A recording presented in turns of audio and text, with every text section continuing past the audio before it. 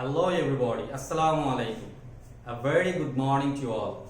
This is Muhammad Shuhag and I would like to talk about tech question. Okay, let's start about it. Tech question. What is tech question? Tech question is short form of a question. আমরা basically tag কোশ্চেনটা short form হিসেবে use করি একটা কোশ্চেনের পিছনে মানে একটা sentence স্টেটমেন্টসের পিছনে কোনো একটা কিছু জুড়ে দেওয়ার জন্য। লাইক আমরা যদি খেয়াল করি যে এখানে যদি আমরা একটা एग्जांपल খেয়াল করি যে এখানে একটা শর্ট ফর্ম একটা কোশ্চেন দেওয়া আছে মানে মূলত কথা হচ্ছে কোনো একটা কোশ্চেন আমরা লাস্টে জুড়ে দেই। ইন ডিটেইলসে না বলি এটা আমরা বেসিক্যালি ক্লাস 9 10 স্টুডেন্টদের জন্য মোস্ট ইম্পর্টেন্ট থিং। ওকে, ক্লাস 9 10 বেসিক্যালি। ওকে, আমরা ফার্স্টলি এটার বেসিক রুলস গুলো জানবো। এটার বেসিক রুলস গুলো কি কি এগুলো আমাদের মোস্টলি জানাটা খুব ইম্পর্টেন্ট। প্রথমে আমাদের এখানে যে জিনিসগুলো জানবো সেটা হচ্ছে স্টেটমেন্ট। আমাদের প্রথমে আমরা যেভাবে লিখবো পরীক্ষায় আনসার করব এখানে আমাদের যে জিনিসটা সবচেয়ে আগে খেয়াল করতে হবে সেটা হচ্ছে আমরা পুরো প্রশ্নটা কমা পর্যন্ত ভালো করে লিখে নিব। কমা পর্যন্ত ভালো করে লিখে নিব, এদিকে খুব ভালো করে খেয়াল করতে হবে। দেন হচ্ছে আমরা অক্সিলারি ভার্ব ইউজ করব। অক্সিলারি ভার্ব, সো আমাদের অক্সিলারি ভার্ব সম্পর্কে হ্যাভ এ গুড নলেজ থাকতে হবে। ওকে, তো অক্সিলারি ভার্ব সম্পর্কে আমাদের আইডিয়া থাকতে হবে। যদি অক্সিলারি ভার্ব না থাকে তখন আমরা টেন্স অনুযায়ী ডু ডাজ ডিড এগুলো ইউজ করব। ক্লিয়ার? প্রথমে আমরা স্টেটমেন্টটা কমা পর্যন্ত সম্পূর্ণ লিখব, তারপরে আমাদের যখন ট্যাগ কোশ্চেন শুরু করব আমাদের প্রথমে কি করতে হবে? প্রথমে আমাদের অক্সিলারি ভার্ব লিখতে হবে। যদি অক্সিলারি ভার্ব না থাকে দেন আমরা ওখানে ডু ডাজ ডিড এগুলো বসাতে পারবো। ওকে, তারপর নেক্সট আমাদের কাজ হচ্ছে এরপরে আমরা যে জিনিসটা ইউজ করি সেটা হচ্ছে নট ফ্রম নেগেটিভ ফর্মটা ইউজ করি যদি বাক্যটা অ্যাফার্মেটিভ হয়, মানে বাক্যটা যদি হ্যাবোধক হয় তাহলে ট্যাগ ফর্ম করার সময় আমরা নাবোধক লিখবো, মানে নট লিখবো, নটটা লিখবো এই শর্ট ফর্মে। আর যদি বাক্যটা পজিটিভ হয় তাহলে নেগেটিভ করব, নেগেটিভ হলে এটা পজিটিভ করব। মানে নট থাকলে নট বাদ দিব ট্যাগ করার সময়, আর যদি নট না থাকে তাহলে নটটা দিব। ক্লিয়ার? নেক্সট আমাদের যে কাজটা সেটা হচ্ছে প্রোনাউন অফ সাবজেক্ট। মানে হচ্ছে আমরা যে সাবজেক্টটা থাকবে সাবজেক্টের প্রোনাউন লিখবো। লাইক যদি রহিম থাকে আমাদের সেন্টেন্স স্টেটমেন্টে তাহলে আমরা রহিমের পরিবর্তে প্রোনাউনটা লিখবো হি। তাহলে আমরা এইভাবে এই ক্যাটাগরিটা ফলো করব, মানে যেই সাবজেক্টটা থাকবে ওই সাবজেক্টটার প্রোনাউনটা লিখবো। ওকে, তারপর হচ্ছে ফার্স্ট শেষ যেটা হচ্ছে সেটা হচ্ছে আমরা শর্ট বা লাস্টে কোশ্চেন মার্ক ইউজ করব। Because you have to remember one thing that we are doing tag question and it is a question. Okay, তো কোশ্চেনে ডেফিনেটলি আমাদের কি করতে হবে? অবশ্যই আমাদের কোশ্চেনের মধ্যে কোশ্চেন মার্কটা আইডেন্টিফাই করে অবশ্যই দিতে হবে। যদি আমি কোশ্চেন মার্ক না দেই তাহলে এত কষ্ট করে কষ্টটা বৃথা যাবে।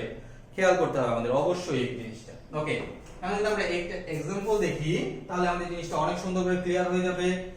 এখানে আমাদের যে एग्जांपलটা আছে সেটা হচ্ছে we are learning tag question। তাহলে we are learning tag question, তাহলে আমরা যদি খেয়াল করি যে এটা রুলস অনুযায়ী স্টেটমেন্টটা কমা পর্যন্ত আমরা লিখলাম, তারপরে অক্সিলারি ভার্ব থাকলে অক্সিলারি লিখবো। এখানে আর একটা অক্সিলারি ভার্ব, তাই আমরা এখানে আরটা দিলাম অক্সিলারি ভার্ব। বাক্যে নট নেই, নেগেটিভ ফর্ম নেই, তাই আমরা নটটা দিলাম। অবশ্যই নটটা যেন সংক্ষেপে হয়, শর্ট ফর্মে হয়, তাহলে নট দিলাম। তারপর উই নিজেই একটা প্রোনাউন, তাই এখানে আমরা উইটা লিখলাম আর লাস্টে হচ্ছে কোশ্চেন মার্ক। ওকে, খেয়াল করতে হবে, খুব ইজি না? এদিকে খেয়াল রাখতে হবে। ওকে, তারপর এই যে আমরা এই রুলস গুলো পড়লাম এই রুলস গুলোই হচ্ছে অ্যাসার্টিভ সেন্টেন্সের ট্যাগ কোশ্চেন। আমরা এত এই রুলস গুলো যে পড়ছি আমাদের বেসিক রুলস গুলোই হচ্ছে অ্যাসার্টিভ সেন্টেন্সের ট্যাগ কোশ্চেন। ক্লিয়ার? ওকে, তাহলে এখন আমরা যাই ইম্পারেটিভ সেন্টেন্সে। ওকে, তাহলে ইম্পারেটিভ সেন্টেন্সে আমাদের ট্যাগ কোশ্চেন। ইম্পারেটিভ সেন্টেন্সে আমি এখানে তোমাদের তিন ধরনের ট্যাগ কোশ্চেনের কথা বলছি, একটু ভালো করে যদি খেয়াল করো খুবই ইজি। আর তোমরা একটু ভালো করে খেয়াল করলে এখানে যদি তেমন বেসিক কোনো রুলস আমি দেই নাই, কিন্তু আমার মনে হয় তুমি যদি ক্লাসটা খুব ভালো করে খেয়াল করো তাহলে তোমার ট্যাগ কোশ্চেনের কোনো ভুল থাকবে না। এবং আমি আলহামদুলিল্লাহ প্রায় শিওর যে তুমি এটা করলে তোমার যে এসএসসি পরীক্ষায় যে ট্যাগ কোশ্চেনগুলো আসে তুমি একদম 100 প্রায় 100% মার্ক পাওয়ার মতো সক্ষমতা রাখবে। 5 থেকে 5 পেতে পারো ইনশাআল্লাহ। Okay, next imperative sentence. Imperative sentence হচ্ছে যে সেন্টেন্স দিয়ে কি বোঝায়? আদেশ, উপদেশ, অনুরোধ, নিষেধ, প্রস্তাব এগুলো বোঝায়, সেগুলো হচ্ছে ইম্পারেটিভ সেন্টেন্স। তাহলে এটা আমরা কিভাবে করব? যেমন আমরা প্রথম যদি বলি যেমন মূল ভার্ব দিয়ে শুরু হয়েছে, যেমন ওপেন দ্য ডোর, তাহলে এখানে আমরা কি দেখলাম? আনসারটা দিলাম উইল ইউ। এটা কিন্তু অনেক ধরনের আনসার আছে, আমরা উইল ইউ ধরেই করব। ওকে, ওপেন দ্য ডোর মূল ভার্ব দিয়ে শুরু হয়েছে, যখনই মূল ভার্ব দিয়ে শুরু হবে তখন আমরা কি লিখবো? উইল ইউ লিখবো। ওকে, যখন লেট প্লাস সামথিং, যেমন লেট এর পরে কি থাকতে পারে? লেট প্লাস মি থাকতে পারে, লেট প্লাস হিম থাকতে পারে, লেট প্লাস হার থাকতে পারে, লেট প্লাস দেম থাকতে পারে। এগুলো যদি থাকে তাহলে আমরা কি দিব? উইল। ওকে, তারপরে আরেকটা লেট থাকতে পারে, যেমন লেটস অথবা লেট আস। যদি লেট আস থাকে তাহলে আমরা কি করব? শ্যাল উই লিখব। তাহলে কি বুঝলাম? যে ইম্পারেটিভ সেন্টেন্সে যখন লেট আস থাকবে তখন শ্যাল উই লিখব, আর বাকি সব ইম্পারেটিভ সেন্টেন্সে আমরা উইল লিখব। ক্লিয়ার? কত ইজি না? শুধু খালি যখন লেট আস থাকবে তখনই আমরা শ্যাল উই লিখব, আর বাকি সব ক্ষেত্রে আমরা উইল লিখব।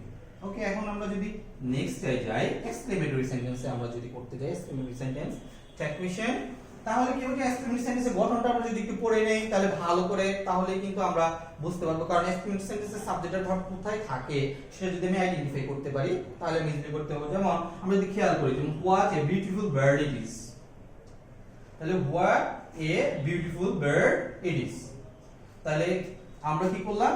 ইজ, এই যে বাক্যে অক্সিলারি ভার্ব আছে ইজ, ঠিক আছে, আর এখানে অক্সিলারি ভার্বের পরে আমরা বাকি যেহেতু নট নাই এই জন্য নট দিলাম ইজেন্ট, তারপরে আমরা ইট লিখলাম কারণ এই যে সাবজেক্ট হচ্ছে ইট, এই জন্য ইজেন্ট ইট আছে কোশ্চেন মার্ক। ওকে, ভালো করে খেয়াল করতে হবে।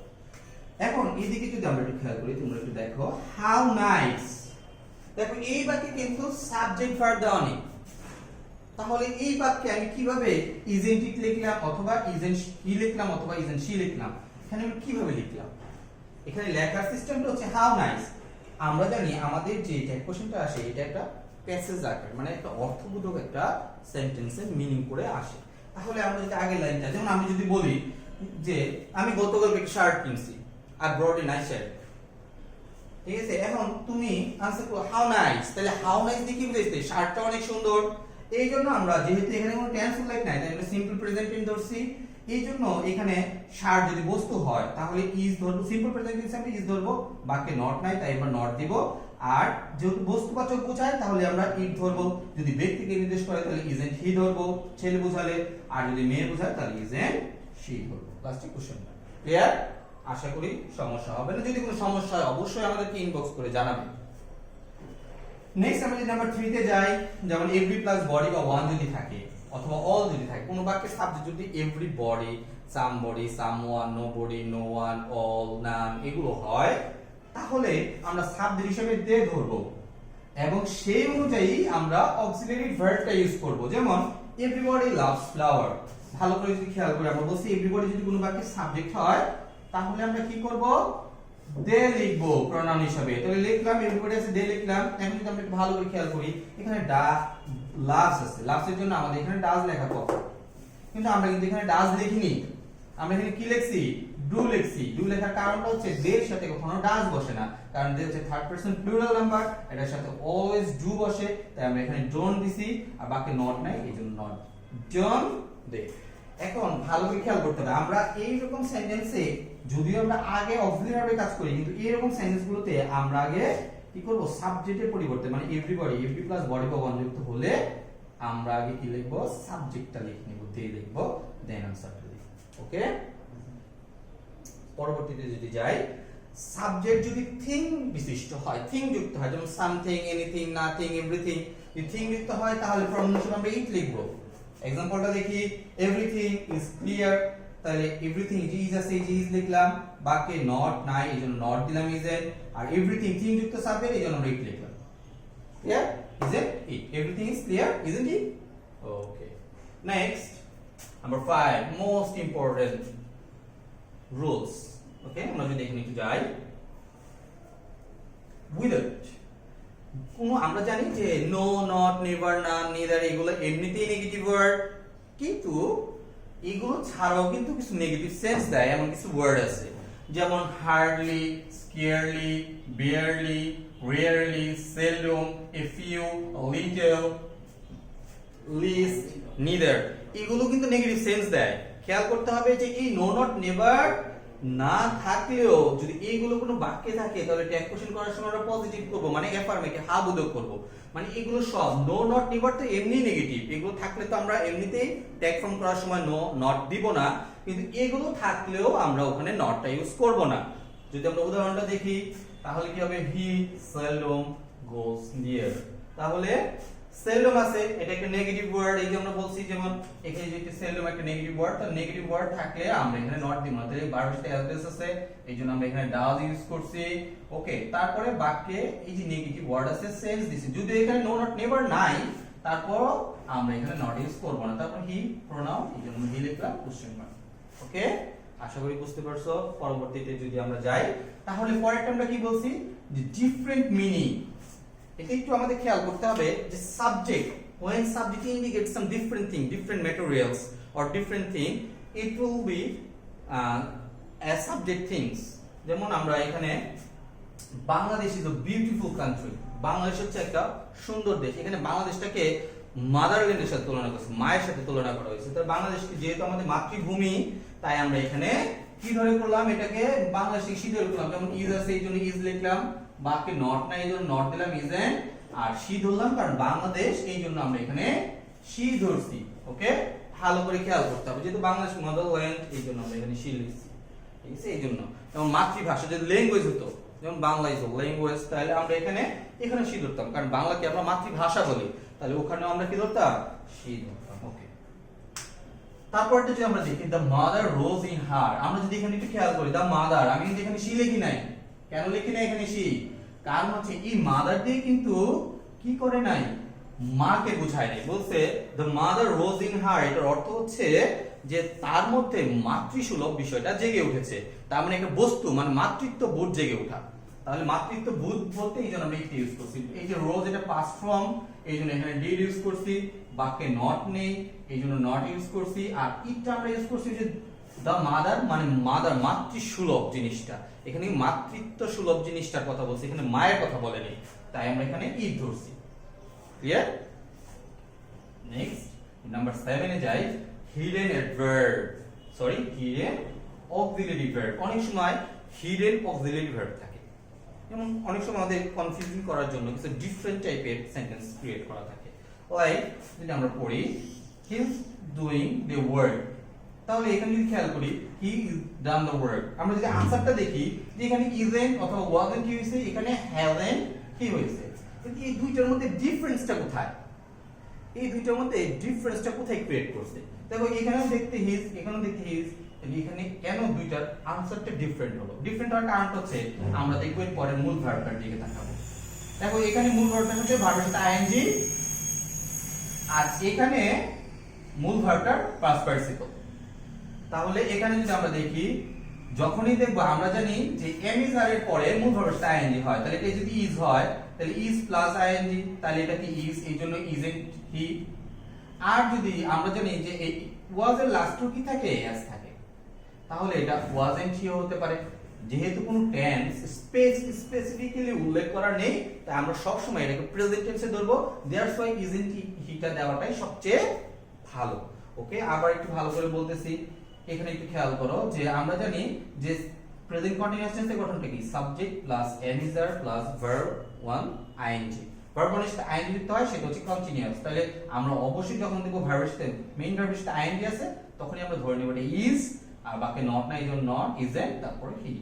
আর যখনই আমরা জানি হ্যাভ, হ্যাজ, হ্যাড, আমরা জানি হ্যাজ এর পরে ভার্বের থার্ড ফর্ম হয়, তার মানে এটা ভার্বের পাস্ট পার্টিসিপল আছে, তার মানে এটা হবে হ্যাজন্ট হি, এটা হচ্ছে হ্যাজ, তার মানে এটা হচ্ছে প্রেজেন্ট পারফেক্ট টেন্স। এদিকে আমাদের একটু খেয়াল করতে হবে। তাহলে এই দুটো আমরা বুঝতে পারছি অবশ্যই, এই দুটো কিন্তু খুবই ইজি, শুধু এদিকে একটু খেয়াল করতে হবে মেইন ভার্বটা কোথায় আছে, এটার সাথে কি আইএনজি আছে না এটা পাস্ট ফর্ম পাস্ট পার্টিসিপল ফর্মে আছে, সেটার দিকে আমাদের নোটিস করতে হবে। ওকে, নেক্সট আমরা যদি নাম্বার 8 এ যাই, নাম্বার 8 হচ্ছে ব্রিটিশ ভার্সেস আমেরিকান। আমরা নরমালি আমরা যারা বাঙালি আছি, আমরা ম্যাক্সিমাম তো আমি মিক্স করে কথা বলি, we are use mixing language.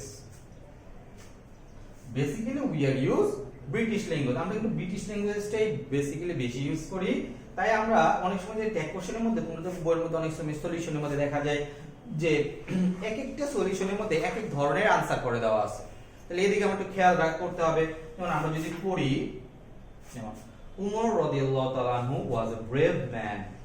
তাহলে এটার দুইটা ধরনের একটা কোশ্চেন হয়। একটা হচ্ছে যদি এটাকে আমরা ভার্ব ধরি, যেমন ওয়াজ বাকি নট না, এইজন্য নট, ওয়াজেন্ট, আর উমর রাদিয়াল্লাহু তাআলা যেহেতু একজন পুরুষ ছিলেন এইজন্য কি, ওকে, ওয়াজেন্ট হি কোশ্চেন মার্ক। আবার এটা ডিডন্ট হিও করা যায় কিভাবে, যেমন এটাকে যদি আমি মেইন ভার্ব ধরি তাহলে এটা যেহেতু পাস্ট ফর্মে আছে এইজন্য অক্সিলারি ভার্ব নেই, এইজন্য ডিড, বাকি নট না এইজন্য নট, আর উমর রাদিয়াল্লাহু তাআলার জন্য প্রনাউন হচ্ছে হি। তাহলে এটা দুইটা হতে হয়, একটা হচ্ছে ব্রিটিশ, একটা আমেরিকান। বেসিক্যালি আমরা ব্রিটিশ ল্যাঙ্গুয়েজটাই বেশি ইউজ করি, আর সেই জন্যই আমাদের এখানে আমরা ওয়াজেন্ট হিটাকে অ্যাবসলিউটলি কারেক্ট হিসেবে মনে করি এবং এটাই আমরা বেশিরভাগ সময় লিখি, এটাই লিখব। ওকে, এখন আমাদের different forms of auxiliary verb একটু জানতে হবে। কিছু কিছু অক্সিলারি ভার্ব আছে যেগুলোর সাথে, যেমন আমরা যদি বলি যে মনে করো ওয়াজ নট এর সাথে ওয়াজেন্ট দিতে পারি, ইজ এর সাথে ইজেন্ট দিতে পারি, কিন্তু যদি স্টেটমেন্টের মধ্যে এম নট থাকে এটা ট্যাগ করার সময় এটা হয়ে যাবে আর এন্ড, ওকে, অথবা এইট। তাহলে এম নটে কিন্তু একটা শর্ট ফর্ম আছে, শর্ট ফর্মটা কিন্তু এম নটের মতো না, এটা কিন্তু ডিফারেন্ট, এদিকে খেয়াল করতে হবে। তুমি অনেক কিছু জানো কিন্তু এখানে গেলে এটা করতে পারলা না, ভুল করে এম নট লিখে ফেললে হবে না কিন্তু। তারপর ক্যান নটে কিন্তু শর্ট ফর্মটা হচ্ছে কান্ট। কান্টটা একটু ভালো করে খেয়াল করতে হবে, কিভাবে লিখলাম, যে এখানে আরেকটা নট নেই, ও নেই, আরেকটা এন নেই, ও নেই, ঠিক আছে, এদিকে আমার একটু খেয়াল করতে হবে। তারপর আবার শেল নট, শেল নটের যে শর্ট ফর্মটা যে শান্ট, এদিকে খেয়াল করতে হবে, শেল নটের সংক্ষিপ্ত ফর্মটা কিন্তু শান্ট, ওকে।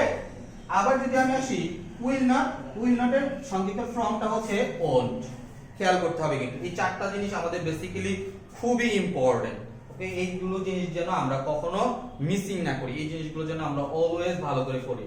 আমি ওভারঅল অবশ্যই আবার বলতেছি যে এই রুলস গুলো যদি তুমি পড়ো, শুধু এই রুলস গুলো, আমাদের ডিফারেন্ট টাইপের রুলস পড়া দরকার নেই। অনেক সময় টিচাররা যদিও ডিফারেন্ট টাইপসের রুলস গুলো পড়তে বলে, কিন্তু ডিফারেন্ট টাইপসের রুলস গুলো পড়া মানে খুব বেশি একটা দরকার হয় না। আমরা এগুলো আগে পড়ি, বেসিক রুলস গুলো, দেন আমরা ডিফারেন্ট টাইপসের রুলস গুলো পড়বো। আশা করি সবার জন্য এটা অনেক উপকার হয়েছে।